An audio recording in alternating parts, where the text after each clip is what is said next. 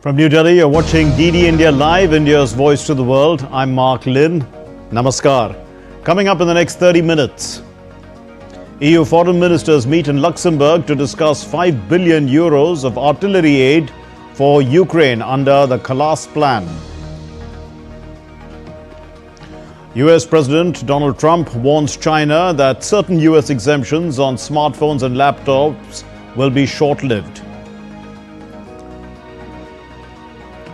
Fugitive businessman Mehul Choksi apprehended in Belgium on India's extradition request. The government welcomes his arrest.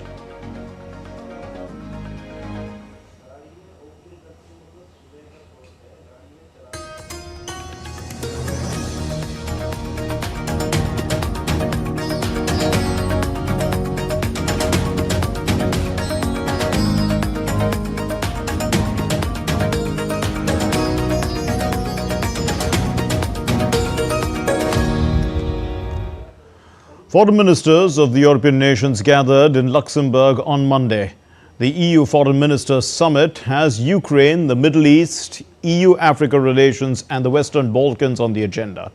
On Ukraine, in fact, the EU Foreign Ministers are expected to discuss contributions to the so-called Kallas Plan, which involves spending 5 billion euros on 2 million rounds of large-caliber artillery ammunition this year. On the Middle East, the foreign ministers will focus on the situations in Gaza and in Syria. And the EU and foreign ministers, they are also going to discuss the current situation in the Western Balkans and cooperation with the region's countries. EU-Africa ties and Sudan's humanitarian crises. This will also be discussed before the May ministerial meeting in Brussels, hosting over 80 AU and EU governments. Now, the conflict in Sudan has forcibly displaced more than 15 million individuals, causing one of the world's worst humanitarian crises. A Russian missile attack on the Ukrainian city of Sumy on Sunday killed at least 34 people and injured 117 others. The attack has been strongly condemned by Kiev's Western allies. The US President Donald Trump called the incident horrible. A horrible thing is what he said, and a mistake. The Russian attack came just 2 days after Trump's envoy Steve Witkoff visited Moscow for talks with the Russian President Vladimir Putin as part of efforts to end the ongoing conflict. I think it was terrible, and I was told they made a mistake, but I think it's a horrible thing. I think the whole war is a horrible thing. I think the war is, for that war to have started, is an abuse of power. This country would have never allowed that war to have started if I were president. That war is a shame. Meanwhile, the Kremlin has responded to the Sumy attack, saying that Russia strikes only military targets.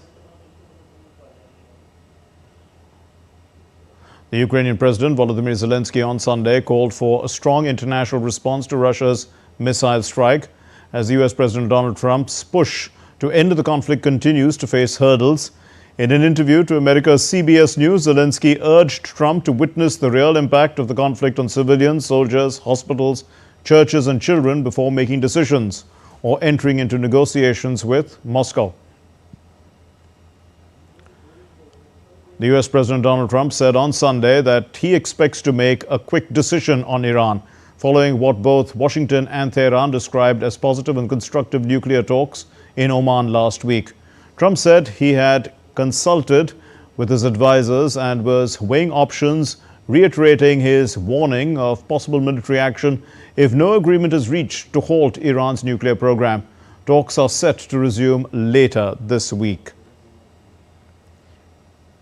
Ahead of the second round of indirect talks between Iran and the United States, slated for the 19th of April, Iran's Foreign Minister Abbas Araghchi will visit the ally, Russia, this week. Now, the Iranian Foreign Minister and US Middle East envoy Steve Witkoff, he held a first round of talks on Saturday in Muscat, marking the highest level of Iran-US nuclear negotiations since the collapse of the 2015 accord. The location for the second round of talks is yet to be finalized. Reports suggest Iran wants Geneva, while the US prefers Rome for the second round of talks. The US President Donald Trump has intensified his trade war with China, and he has warned of no exemptions on tariffs He's reiterated that electronics exemptions are temporary. All this is leading to escalating economic impacts globally. In a fiery message on Truth Social, Trump retaliated that the exemptions, which were seen as a break for tech giants like Apple and Dell, will be temporary. He added that the US is focusing on a national security trade investigation into key industries like semiconductors and electronics. Trump said he will be announcing the tariff rate on imported semiconductors over the next week. The tariffs will be in place in the not distant future because, as you know, like we did with steel, like we did with automobiles, like we did with aluminum, which are now fully on, we'll be doing that with semiconductors, with chips, and numerous other things. And that'll take place in the very near future. In an interview with the US media network, White House trade advisor Peter Navarro said that US has opened an invitation to China to negotiate, but criticized its role in the fentanyl supply chain. He also mentioned that China was not included in talks with 7 other entities: the UK, EU, India, Japan, South Korea, Indonesia, and Israel. Critical technology products from China would face separate new duties along with semiconductors within the next 2 months. Remember, those products are going to be part of the semiconductor sectoral tariffs, which are coming. So you're going to see this week there'll be a register in the Federal Registry. There'll be a notice put out.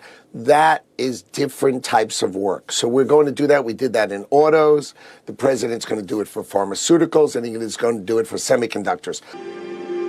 Tariffs tango has hit the global markets rather hard. The S&P 500 index is down more than 10% since Trump took office, with analysts warning of a potential recession. With tensions high and markets on the edge, the trade war between the US and China shows no signs of abating, and markets may continue to witness extreme volatility in weeks ahead. Aarti Rana's report for DD India. Now, the Chinese President Xi Jinping is in Vietnam. He's marking the start of a 3-nation Southeast Asia trip. And during this visit, Xi Jinping and Vietnam's Communist Party General Secretary Tho Lam, they signed numerous cooperative deals on production, supply chains, as well as railways. And this comes at a time when Vietnam is seeking tariff reductions with the United States from the current 46% slab, while China faces tariffs as high as 145%. Now, Xi Jinping will be traveling to Malaysia and Cambodia after concluding his Vietnam visit. He has called for stronger cooperation in emerging sectors and regional initiatives, stressing on the importance of collaboration to inject more stability and positive energy into this chaotic and intertwined world. The South Koreans, they've ousted their president Yoon Suk-yeol, and Yoon, in fact, has denied insurrection charges against him.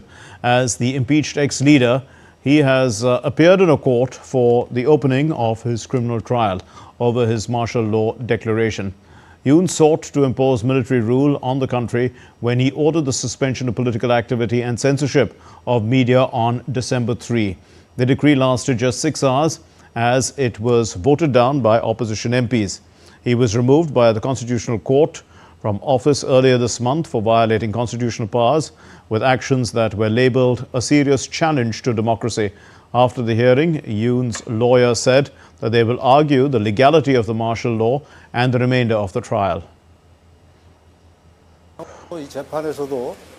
Why the president had to declare emergency martial law, which is his constitutional authority. If the legality of the emergency martial law is recognized, as the prosecutors are now seeing this as insurrection, we believe it can be proven that this doesn't have to be regarded as a crime in the first place.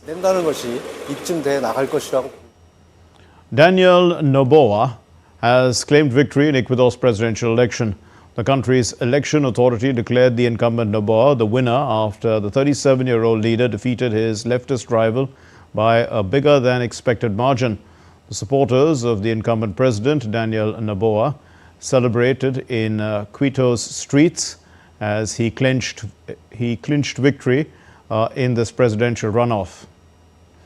With 90% of the votes counted, the National Election Council said that Noboa had an unassailable lead over his charismatic leftist rival, Luisa Gonzalez. Noboa said that there was no doubt about this victory as he thanked his supporters. He also pledged to continue efforts to fight drug gangs and to boost the struggling economy. El Ecuador está cambiando. Ecuador is changing. Ecuador has already chosen a different path, and with that path, our children will live better than we did. It will ensure that future generations have a more dignified life, a more just life, a more transparent life, a more transparent government, more transparent institutions, and progress, planning, and projection, which unfortunately in past years some were unable to achieve and even chose to leave this country to seek their fortune elsewhere. Suerte en otro lado. Sudan's paramilitary force, the Rapid Support Forces, have claimed taking over or taking control of the famine-hit Zamzam camp, which is in western Darfur, following 2 days of heavy shelling and gunfire. Activists in northern Darfur's area, the besieged capital of El Fashar, they reported that RSF had attacked on Zaman camp, and that killed at least 46 civilians, including women and children, with many other victims there still unidentified. Now, it's home to about 500,000 refugees, and Zamzam has suffered greatly in the ongoing conflict between Sudan's army and the RSF. The RSF has denied targeting civilians, claiming that the army was using this camp as a military base and employing civilians as human shields. News now from around the world. And let's begin with news from around the world, please. Yes. Spain's Coast Guard rescued 50 migrants on Sunday attempting to reach the Canary Island on an inflatable boat. The group, which included a minor, was taken to El Rosario port. This is on the Fuerteventura, and the boat was located 144 kilometers off Lanzarote, and due to heavy rains, they transported it there. Despite a 28% drop in irregular migration this year, the Canary Islands continue to face a migration peak from 2024. Researchers near France's Nancy are working on extraditing lithium, in fact, extracting lithium from the European, this is from the European mineral deposits, which this is to reduce its dependence on imports. Now, in the plant, gravity is used to separate minerals, ultimately producing finely milled lithium powder. It's managed by the University of Lorraine and CNRS. That the Stevel plant, it's unique in Europe. It tests processing methods as well as this is on a semi-industrial scale. So in the Bosnian town of Kraljevo, the unique Easter tradition of egg shoeing is currently on, and it continues. This art involves attaching miniature horseshoes to eggshells, a skill which has been passed down through generations, and this practice dates back to the Saxons, symbolizing an apprentice's readiness to start their own businesses and their families.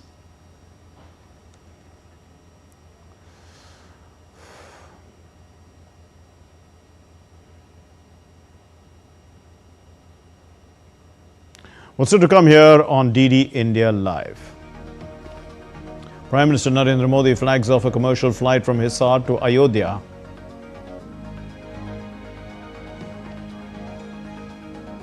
And the Asian markets have traded positive today.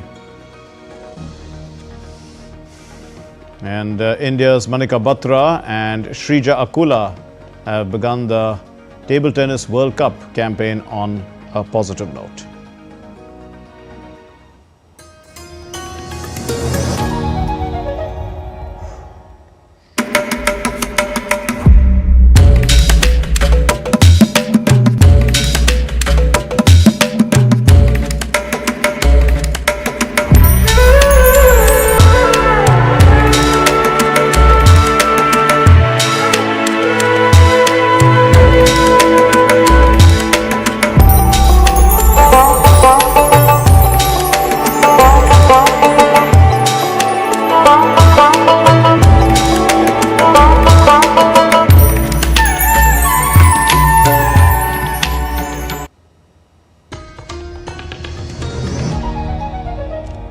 You're watching DD India Live. I'm Mark Lynn.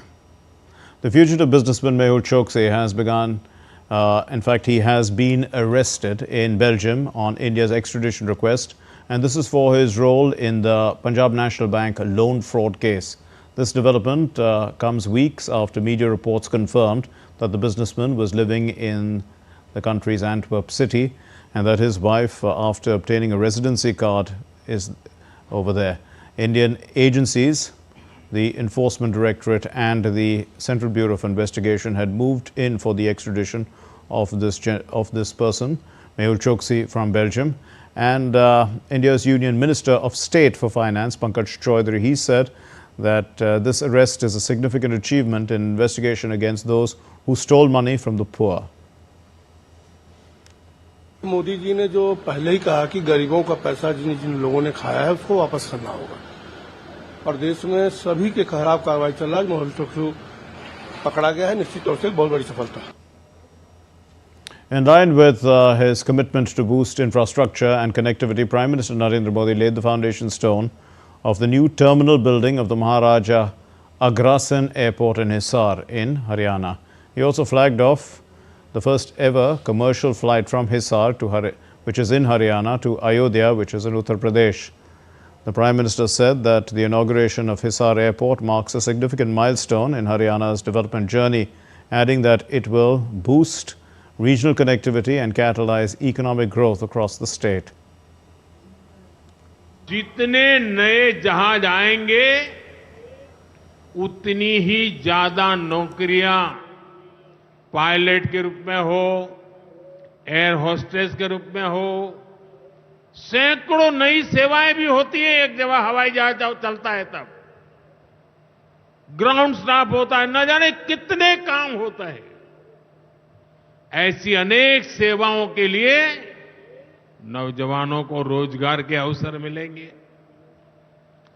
इतना ही नहीं, हवाई जहाज के maintenance से जुड़ा एक बड़ा sector भी अनगिनत रोजगार बनाएगा। हिसार का ये एयरपोर्ट भी हरियाणा के नौजवानों के सपनों को नई ऊंचाई देगा। साथियों, हमारी सरकार एक तरफ कनेक्टिविटी पर बल दे रही है, दूसरी तरफ गरीब कल्याण और सामाजिक न्याय भी सुनिश्चित कर रही है। Further, the Prime Minister inaugurated and laid the foundation stone of several development projects in Yamunanagar. Among the projects which the Prime Minister laid the foundation stone for are the 800 megawatt modern thermal power point unit, which is at the Deenbandhu Chotu Ram thermal power plant, and a compressed biogas plant in Yamunanagar. The Prime Minister inaugurated the Rewari bypass project, which is also under the Bharatmala Pariyojana. The nation pays homage to the chief architect of the Constitution of India, Dr. B.R. Ambedkar, on his birth anniversary today. President Draupadi Murmu, the Vice President Jagdeep Dhankar, Prime Minister Narendra Modi and the Lok Sabha Speaker Om Birla paid floral tributes at the statue of Bhim Rao Ambedkar in the Parliament House complex earlier today. Tributes were also paid to Dr. Ambedkar at the Central Hall of Parliament.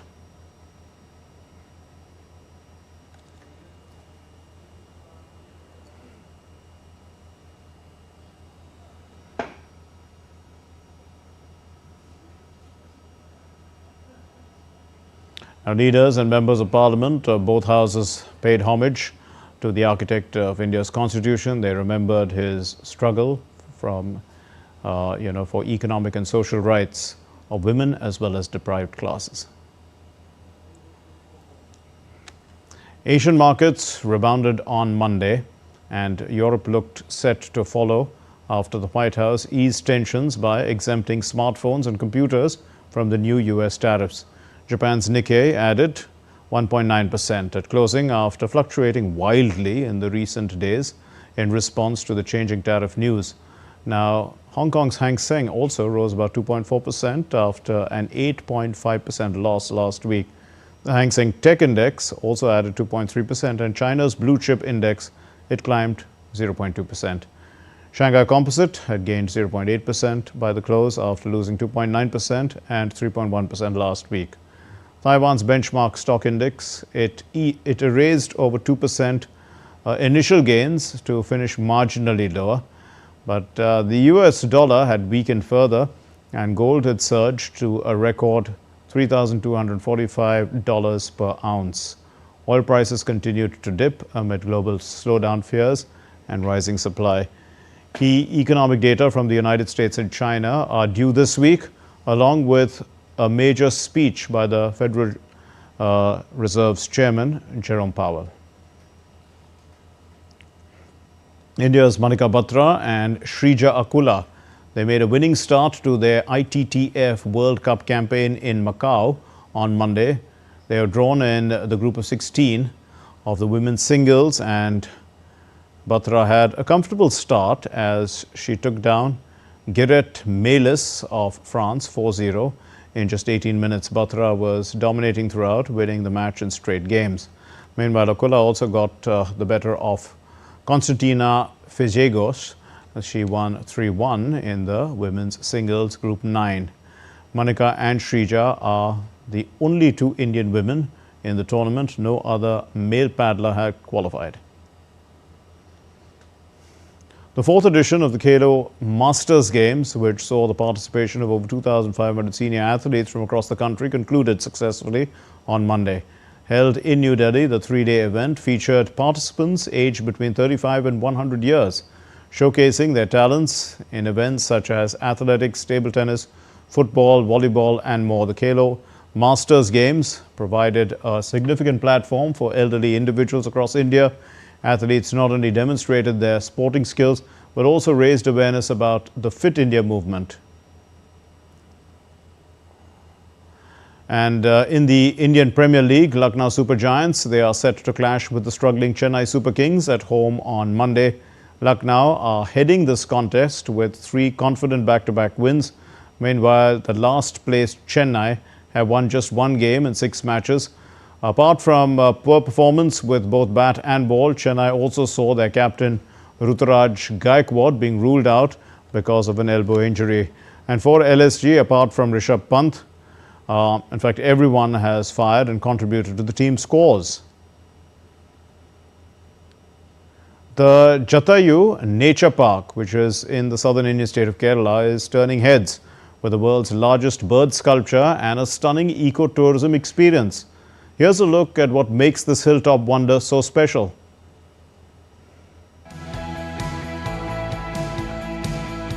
Jatayu Nature Park and Eco Park, located in Kollam, is about 50 kilometers north of Kerala's capital city, Thiruvananthapuram.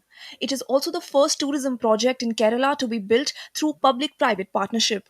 The sculpture of Jatayu from the Ramayana here is the largest bird sculpture in the world. It is believed that the Jatayu-Ravan war took place here.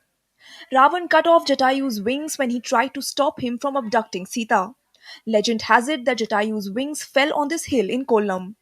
Jatayu Nature Park has been built here in a way that is in harmony with nature, keeping the huge rocks on the top of the hill intact. This magical world of vision is 200 feet long, 150 feet wide, and 750 feet high. Jatayu's sculpture, which stands for the protection of women, was designed by renowned director, artist, and sculptor Rajiv Achal. Jatayu, the great giant bird, was fight against Ravan, and Ravana was chopped off one of Jatayu's wings. And after the fight, Jatayu was fallen on this particular rock. That is what we believe.